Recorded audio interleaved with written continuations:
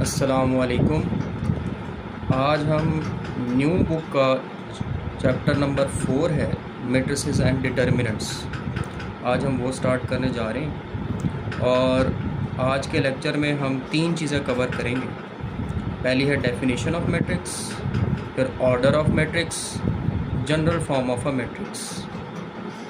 New course आपका 2025 में आपकी जो मैथ का बल्कि तमाम सब्जेक्ट्स का जो कोर्स है वो चेंज हो चुका है।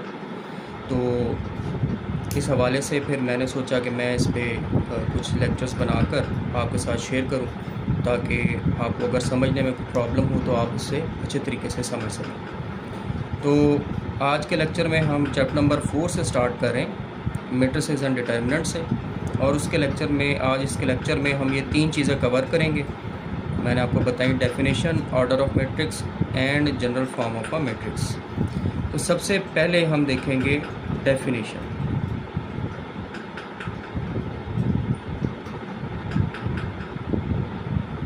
तो मैट्रिक्स की डेफिनेशन क्या है? अगर आप देखें बुक में वो लिखता है कि rectangular array of numbers, rectangular array of numbers enclosed by square brackets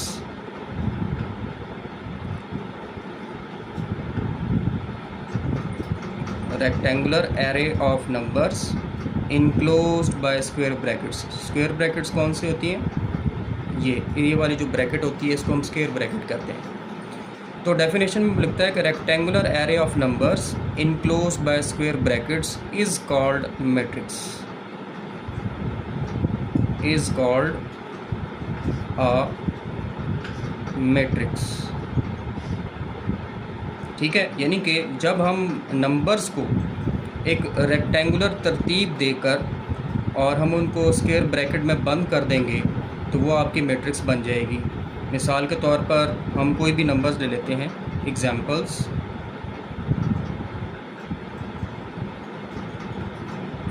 number हैं जी हमारे पास 1, 2, 3 एंड 4। मैंने ये 4 नंबर्स लिखे और उनको इस तरह से स्क्वायर ब्रैकेट में बंद कर दिया तो ये आपकी मैट्रिक्स बन गई। अब तो ये तो एक एग्जांपल है, हम इस तरह भी कर सकते हैं। लिखें 1, 4 और इन 2 नंबर्स को लिखकर इस तरह से स्क्वायर ब्रैकेट में बंद कर दें तो ये भी मैट्रिक्स बन जाएगी। या आप इस तरह से लिख दें -1, -7, इस तरह से लिखकर इनको इस तरह से स्क्वायर ब्रैकेट में बंद कर देंगे तो ये भी मैट्रिक्स बन जाएगी। तो जब नंबर्स को हम रेक्टेंगुलर तरतीब में लिखकर स्क्वायर ब्रैकेट्स में बंद कर देंगे तो वो आपकी मैट्रिक्स बन जाएगी। ठीक हो गया जी। तो ये मैट्रिक्स की डेफिनेशन है और इसमें जो बातें मज़ीद आपको पता होनी चाहिए वो ये हैं कि मैट्रिक्स को जब भी आपने लिखना है कैपिटल लेटर्स से लिखना है। ठीक है, बड़े ABC से लिखना है। मैट्रिक्स आर रिटन सिंबॉलिकली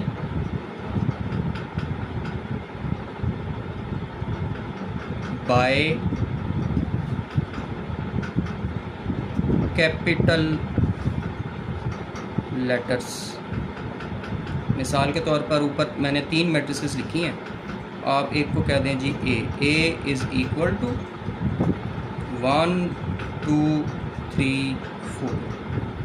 दूसरी को आप कह दें वो B है 1, 4। तीसरी को कह दें वो C है -1, -7। तो मैट्रिसेस को हम ना हमेशा कैपिटल ABC से लिखते हैं, कभी भी आपने स्मॉल ABC से नहीं लिखना। अच्छा, एक और बात याद रखिएगा कि मैट्रिसेस, ये तो मैंने आपको बताया, सिंगुलर जो है ना मैट्रिसेस का वाहिद वो मैट्रिक्स है, और इसका जो प्लूरल होता है, जमा, वो होता है मैट्रिसेस। ठीक है।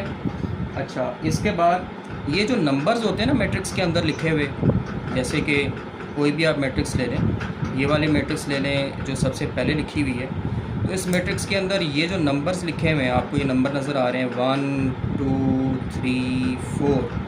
दूसरी मैट्रिक्स में आपको नंबर नज़र आ रहे हैं 1 4। तीसरी मैट्रिक्स में आपको नंबर नज़र आ रहे हैं -1 -7।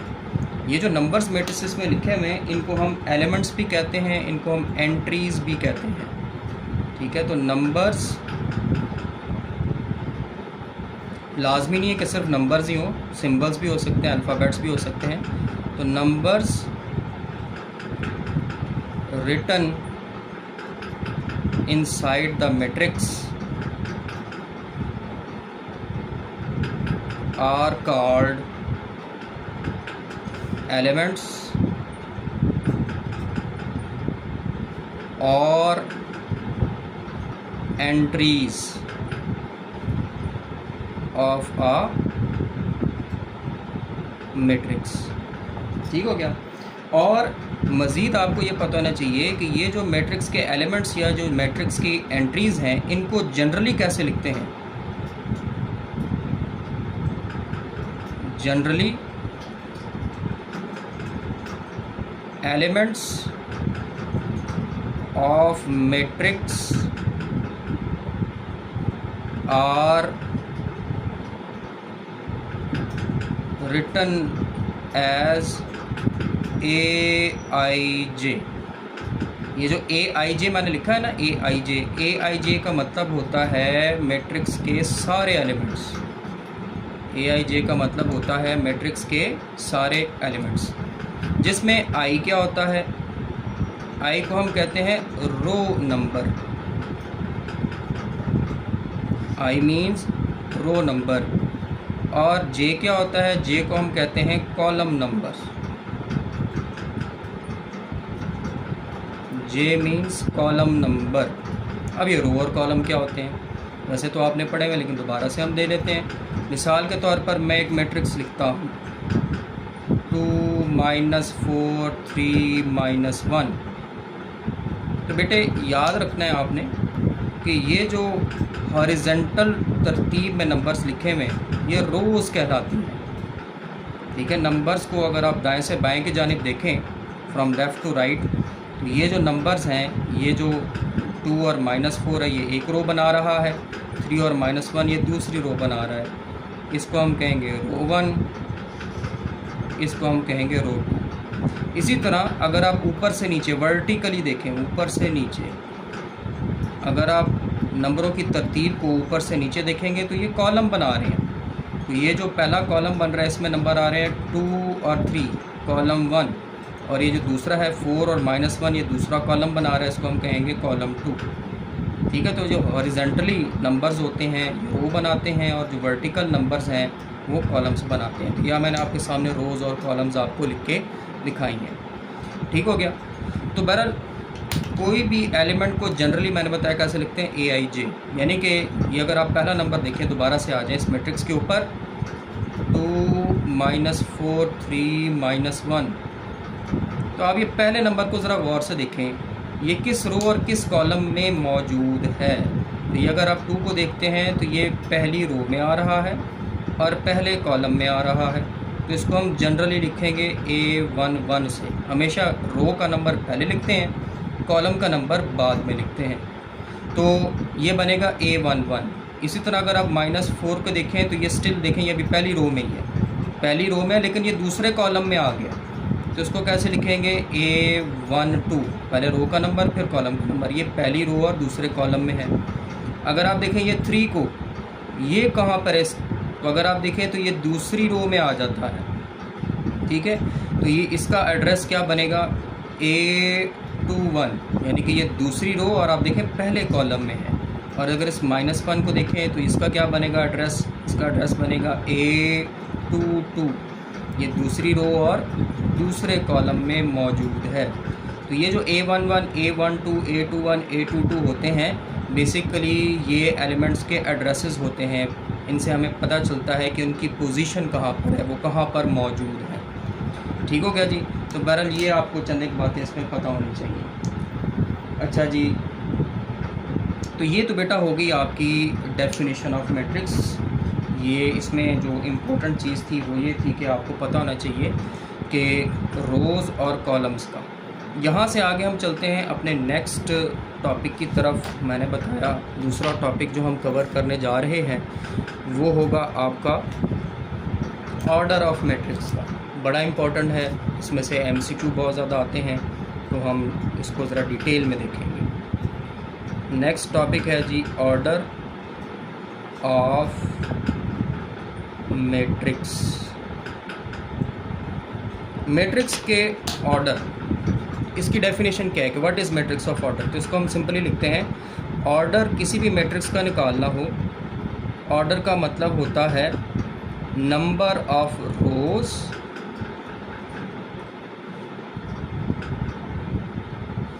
Bye number of columns. किसी भी मैट्रिक्स में रोज़ और कॉलम्स की तादाद को हम ऑर्डर कहते हैं। तो हमेशा रोज़ की तादाद पहले लिखी जाएगी, कॉलम्स की तादाद बाद में लिखी जाएगी। ये जो मैंने दरमियान में सिंबल बनाया मल्टीप्लाई का, इसको आप बाय भी पढ़ सकते हैं, इसको आप क्रॉस भी पढ़ सकते हैं, ठीक है। तो ऑर्डर ऑफ मैट्रिक्स क्या है, number of rows by number of columns या number of rows cross number of columns. अब मिसाल के तौर पर हमारे पास एक मैट्रिक्स है जी A -1 2 3 1। मैं कहता हूँ जी इसका ऑर्डर क्या होगा, ऑर्डर ऑफ A। तो ज़रा देखें इसमें रोज़ काउंट करें कितनी है, कितनी रोज़ इसमें मौजूद है। तो आप देखें ये एक रो, ये दूसरी रो, दो रोज़ आ गई, ये एक कॉलम, ये दूसरा कॉलम, दो कॉलम्स आ गए, दो रोज़ है और दो कॉलम्स है, तो इसको हम लिखेंगे 2/2, ठीक हो गया। बी मैट्रिक्स एक ले लेते हैं, मैं लिख देता हूँ 1 7 और मैं इसका ऑर्डर देखना चाहता हूँ क्या है, ऑर्डर ऑफ बी। तो अब आप देखें इसमें एक ही रो बनती है और कॉलम कितने हैं, ये एक कॉलम, ये दूसरा कॉलम, दो कॉलम्स हैं और एक रोज़ है, तो इसका ऑर्डर बनेगा 1/2, 1/2। तीसरी मैट्रिक्स ले लेते हैं C और मैं ऐसे लिख देता हूँ -2 4। मैं इसका ऑर्डर देखना चाहता हूँ क्या है, ऑर्डर ऑफ C। अब आप देखें इसमें रोज़ कितनी है, लाइनें हॉरिजॉन्टल लगाएं, ये दो रोज़ आ गई और एक ही कॉलम है, तो इसका ऑर्डर बनेगा 2/1। दो रोज़ और एक कॉलम्स है, पहले रोज़ लिखनी है और फिर बाद में कॉलम्स लिखने हैं। तो ये हो गया ऑर्डर ऑफ मैट्रिक्स। अच्छा, ऑर्डर ऑफ मैट्रिक्स से हम ये भी देख सकते हैं कि उस मैट्रिक्स के अंदर एलिमेंट्स कितने हैं, ठीक है। अब देखो अगर आप सिर्फ यहाँ पे ए के ऑर्डर पे गौर करो, ये मैं अंडरलाइन कर रहा हूँ 2/2। अगर मैं इनको मल्टीप्लाई करूँ तो जवाब क्या आएगा, 4। जवाब 4 आ गया। अब देखो इस मैट्रिक्स में नंबर्स भी कितने हैं, 4। अच्छा, इसी तरह बी के ऑर्डर को देखो, ये मैं अंडरलाइन कर रहा हूँ बी का ऑर्डर, तो 1/2 है, 2 को 1 से मल्टीप्लाई किया, जवाब आया 2। तो आप देखो इस मैट्रिक्स में एलिमेंट्स भी कितने हैं, 2। और आप इस मैट्रिक्स को देखो, इसका ऑर्डर लिखा हुआ है 2/1, 2 को 1 से मल्टीप्लाई करेंगे तो जवाब आएगा 2। आप देखो इस मैट्रिक्स में भी कितने एलिमेंट्स हैं, 2। तो हम ऑर्डर से ये भी देख सकते हैं कि उस मैट्रिक्स में असल में एलिमेंट्स कितने हैं, उसकी एंट्रीज़ कितने हैं, उसमें नंबर्स की तादाद कितनी है, ठीक हो गया। तो ये आपको ये भी पता होना चाहिए। अब आगे चलते हैं। अगर ऐसा हो, ये ऑब्जेक्टिव के हवाले से है कि वो आपको ऑर्डर बता दे और पूछे उस मैट्रिक्स में एलिमेंट्स कितने, नंबर ऑफ एलिमेंट्स बता दे, वो आपको बता दे एक मैट्रिक्स में इतने एलिमेंट्स हैं जी, बताएं उसका ऑर्डर क्या होगा। तो ज़रा देखते हैं। मिसाल के तौर पर वो कहता है जी कि number of elements of matrix A are 12। What is its order, इसका ऑर्डर क्या होगा। तो उसका हल क्या है, अब आप यहाँ पे लिख लें 12, नंबर ऑफ़ एलिमेंट्स लिख लें और अब आप इस 12 के सारे फैक्टर्स लिखें। फैक्टर्स मतलब ये है कि अब आपने ऐसे दो नंबर्स ढूंढने हैं जिनको मल्टीप्लाई करने पे 12 आता हो। दो नंबर ढूंढने, दो से ज़्यादा नहीं। तो हमारे पास इस तरह तो मल्टीपल ऑप्शंस हैं भाई। मैं लिख सकता हूँ 4 मल्टीप्लाई बाय 3, ये भी 12 होता है। मैं लिख सकता हूँ 3 मल्टीप्लाई बाय 4, ये भी 12 होता है। मैं लिख दूँ 6 मल्टीप्लाई बाय 2, ये भी 12 है। मैं लिख दूँ 2 मल्टीप्लाई बाय 6, ये भी 12 है। इवन मैं लिख दूँ 12 मल्टीप्लाई बाय 1, ये भी 12 होगा, और 1 मल्टीप्लाई बाय 12, ये भी 12 होगा। तो आपने ऐसे दो नंबर्स ढूंढने हैं जिनको मल्टीप्लाई करने पे ये आता हो। तो आप देखो ये सारे हैं, तो ये इनमें से कोई भी ऑर्डर हो सकता है उसका। अब वो जब MCQ देगा तो वो उनमें से कोई एक करेक्ट ऑप्शन देगा, बाकी सारी रॉन्ग देगा। यानी कि अगर वो करेक्ट ऑप्शन 4/3, 4 मल्टीप्लाई बाय 3 लिखा हुआ है ना, तो और इनमें से कोई भी नहीं होगा। तो अगर नंबर ऑफ़ एलिमेंट्स पता हो तो हम ऑर्डर भी देख सकते हैं कि उस मैट्रिक्स का ऑर्डर क्या पॉसिबल है। उसका हल मैंने बताया कि आपने देखना है कि जो नंबर ऑफ़ एलिमेंट्स उसने दिए हुए, जैसे इसमें उसने 12 दिए हुए थे, तो 12 को लिखकर आपने ये देखना है कि वो कौन से नंबर्स हैं, मतलब जिन दो नंबर्स हैं जिनको मल्टीप्लाई करें तो 12 आता हो, वो सारे आप लिख लें और फिर देख लीजिएगा MCQ में कौन सा ऑप्शन आपका ठीक बन रहा है। अच्छा, इसी तरह थोड़ा सा वो डिफ़िकल्ट कर दे, वो कह दे जी नंबर ऑफ़ एलिमेंट्स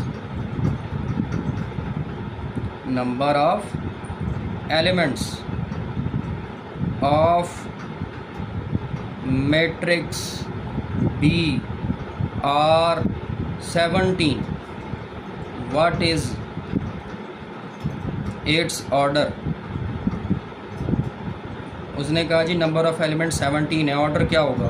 तो हम 17 लिखते हैं और देखते हैं ऐसे कौन से दो नंबर्स हैं जिनको मल्टीप्लाई करने पे 17 आता हो। तो हमारे पास दो ही ऑप्शंस हैं, एक 17 मल्टीप्लाई बाय 1 और एक 1 मल्टीप्लाई बाय 17। इसके अलावा ऐसे कोई भी दो नंबर्स नहीं है। नेचुरल नंबर होने चाहिए, पॉइंट में नहीं होने चाहिए, बटे में नहीं होने चाहिए। तो ये दो ही ऑप्शंस हैं जिनको मल्टीप्लाई करें तो 17 आता है। तो इन दोनों में से कोई एक ऑर्डर पॉसिबल है उसका। तो अगर हमें ये पता हो कि नंबर ऑफ़ एलिमेंट्स कितने हैं, तो हम ये भी बता सकते हैं कि उस मैट्रिक्स का ऑर्डर क्या होगा। ये आपका दूसरा टॉपिक था, ऑर्डर ऑफ मैट्रिक्स का। ये आपको क्लियर हो गया कि number of rows by number of columns ये आपका ऑर्डर होता है, और ये बड़ा इम्पॉर्टेंट है, इसका मल्टीप्लिकेशन ऑफ मैट्रिसेस में बड़ा रोल है। तो ये एक हो गया। अब आगे चलते हैं। लास्ट टॉपिक जो आज हमने डिस्कस करना है वो है general form of a matrix.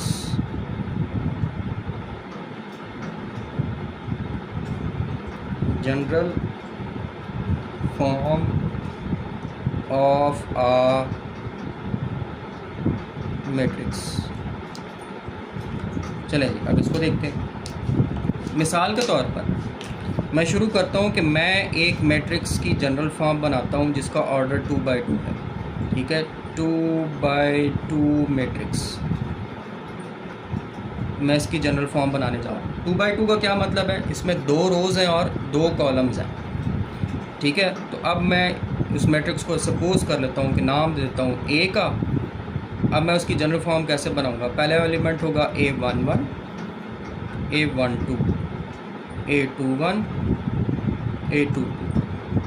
देखो अब ये आपके सामने 2/2 दो रोज़ और 2 कॉलम्स की जनरल फॉर्म बन चुकी है। ठीक है, पहला एलिमेंट A11 क्योंकि वो पहली रो और पहले कॉलम में था। फिर दूसरा एलिमेंट A12 क्योंकि वो पहली रो और दूसरे कॉलम में, आप देखें। उसके बाद अब आपने नीचे आ जाना है A21 दूसरी रो और पहला कॉलम, A22 दूसरी रो और दूसरा कॉलम। तो ये देखें आपके 4 एलिमेंट्स पूरे हो गए। तो ये मैंने 2/2 की एक जनरल फॉर्म बनाई है। इसी तरह मिसाल के तौर पर एक 3/3 मैट्रिक्स ले लेते हैं, उसकी जनरल फॉर्म बनाते हैं। Let's say ji B। अब मैंने क्या करना है, 3 रोज़ और 3 कॉलम्स बनाने हैं।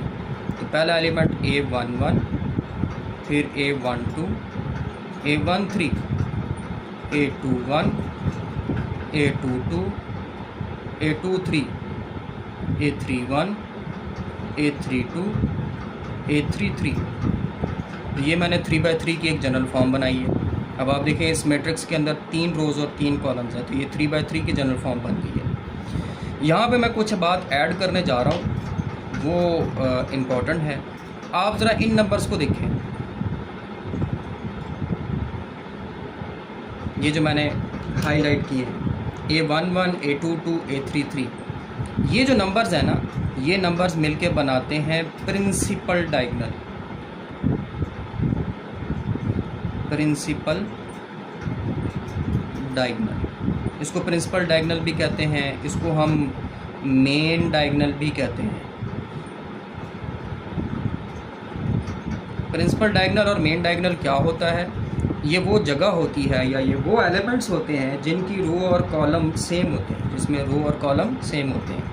अब इम्पॉर्टेंट चीज़ ये आपने याद रखनी है कि जो प्रिंसिपल डायगोनल है ना, इसको सिंबॉलिकली कैसे लिखते हैं। प्रिंसिपल डायगोनल मैंने बताया इसमें रो और कॉलम सेम होता है, इसको हम लिखते हैं I इज़ इक्वल टू जे से। प्रिंसिपल डायगोनल को सिंबॉलिकली लिखा जाता है I इज़ इक्वल टू जे। अभी मैंने पीछे बताया था I रो के लिए इस्तेमाल होता है, J कॉलम के लिए इस्तेमाल होता है। क्योंकि प्रिंसिपल डायगोनल में रो और कॉलम का नंबर सेम होता है, तो I इज़ इक्वल टू जे अगर लिखा हुआ आए तो उसका मतलब होता है वो प्रिंसिपल डायगोनल या मेन डायगोनल की बात कर रहा है। तो ये जहन में रखना है। और बाकी के जो एलिमेंट्स हैं इनके अलावा, ये इस रेड एरिया के अलावा, चाहे ऊपर हैं चाहे नीचे हैं, इनके लिए वो जो सिंबल यूज़ करता है वो करता है I does not equal to j. I does not equal to j जब भी लिखा हुआ है इसका मतलब होता है elements other than principal diagonal, elements other than principal diagonal. ये बात आपको पता होनी चाहिए। तो I is equal to j का मतलब है एलिमेंट्स जो प्रिंसिपल डायगोनल में आ रहे हैं। I does not equal to j का मतलब है कि उस प्रिंसिपल डायगोनल के ऊपर या नीचे वाले एलिमेंट्स, उसके अलावा एलिमेंट्स। मज़ीद चंद एक अहम बातें हैं जो कि आपको सिंबॉलिकली पता होनी चाहिए। अगली बात यह है कि अगर लिखा हुआ आए ना आपके सामने I less than j, I less than j, इसका मतलब होता है प्रिंसिपल डायगोनल से ऊपर वाले एलिमेंट्स। ये जनाब आप प्रिंसिपल डायगोनल से ऊपर वाले एलिमेंट्स ज़रा देखें, A12, A13, A23। इसमें आप देख रहे हैं जो पहला नंबर है वो दूसरे से छोटा है। 1 is less than 2, 1 is less than 3, 2 is less than 3। पहला रो का नंबर होता है, दूसरा कॉलम का नंबर होता है, यानी कि रो का नंबर कॉलम के नंबर से छोटा है। तो I लेस देन जे का मतलब होता है elements above principal diagonal, elements above principal diagonal. और इसी के बरक्स अगर हम लिख दें I is greater than j, greater than j. अब आप ज़रा प्रिंसिपल डायगोनल के नीचे वाले नंबर्स देखें, एक ये है, एक ये है, एक ये है। इसमें आप देख रहे हैं पहला नंबर दूसरे से बड़ा है, 2 1 3 1 3 2। तो जब ये लिखा है I is greater than j तो इसका मतलब होता है elements below principal diagonal, elements below principal diagonal. ठीक होगा जी। तो ये चंद एक जो है ना आपको सिंबॉलिकली बातों का पता होना चाहिए। ठीक हो गया। अच्छा अब आगे चलते एक आखिरी बात, दो बातें रह गई हैं वो मैं आपको बता दूं। बेटा ये जो सबसे पहली मैट्रिक्स नहीं लिखी हुई ऊपर, ये इस मैट्रिक्स को हम जनरल फॉर्म में कैसे लिखेंगे? इसको हम ऐसे लिखेंगे A is equal to AIJ 2 cross 2। क्योंकि इसमें 2 रोज़ और 2 कॉलम्स हैं इसलिए 2 क्रॉस 2 आएगा। और AIJ का मतलब है उस मैट्रिक्स के एलिमेंट्स। तो ये जनरल फॉर्म बनाई है मैंने इस मैट्रिक्स की, यानी कि और इस सिंबॉलिक फॉर्म बनाई है। तो ऐसे अगर लिखा हुआ आए ना तो इसका मतलब होता है ऐसी मैट्रिक्स है, इस तरह की है। तो AIJ 2 क्रॉस 2, AIJ का मतलब एलिमेंट्स हैं कि मैट्रिक्स के अंदर जो एलिमेंट्स हैं 2 क्रॉस 2 ऑर्डर के हैं, उसमें 2 रोज़ और 2 कॉलम्स हैं। और इसी तरह अगर आप B को देखें तो B को कैसे लिख सकते हैं? B को वो लिखेगा, चले AIJ लिख लें, AIJ 3 क्रॉस 3। तो ये लिखा हुआ है ना तो इसका मतलब होता है हमारे पास भी एक ऐसी मैट्रिक्स है जिसमें 3 रोज़ और 3 कॉलम्स हैं, वो इस तरह की फॉर्म की होगी। यानी कि आप इसको ओपन करेंगे तो इस तरह से लिख सकते हैं, ऊपर वाली ये जो मैट्रिक्स लिखी है इसको ओपन करेंगे तो आप इस तरह से लिख सकते हैं। तो इनको मज़ीद इस तरह की फॉर्म में भी लिखा जा सकता है। तो ये बातें भी आपको जो है ना वो पता होनी चाहिए। आखिरी चीज़ वो ये है, मैंने अभी आपके सामने एक मैट्रिक्स बनाई थी, जनरल फॉर्म बनाई थी, दोबारा लिख रहा हूँ, A11 A12 A13 A21 A22 A23 A31 A32 A33। और मैंने अभी आपको बताया ये जो एलिमेंट्स हैं ये क्या बनाते हैं, ये बनाते हैं प्रिंसिपल डायगोनल। ठीक है, अभी मैंने ये आपको एक्सप्लेन किया था। मेन डायगोनल भी कहते हैं, प्रिंसिपल डायगोनल भी कहते हैं। तो ये जो एलिमेंट्स हैं ना, इस कोने से इस कोने वाले, ये भी एक डायगोनल बनाते हैं, उसको हम कहते हैं सेकेंडरी डायगोनल। सेकेंडरी डायगोनल, और इसकी कोई ख़ास डेफिनेशन नहीं है, क्योंकि अगर आप सेकेंडरी डायगोनल में देखें तो उसमें रो और कॉलम नंबर लाजमी नहीं है कि सेम हो। इसका सेम नहीं है, इसका सेम नहीं है।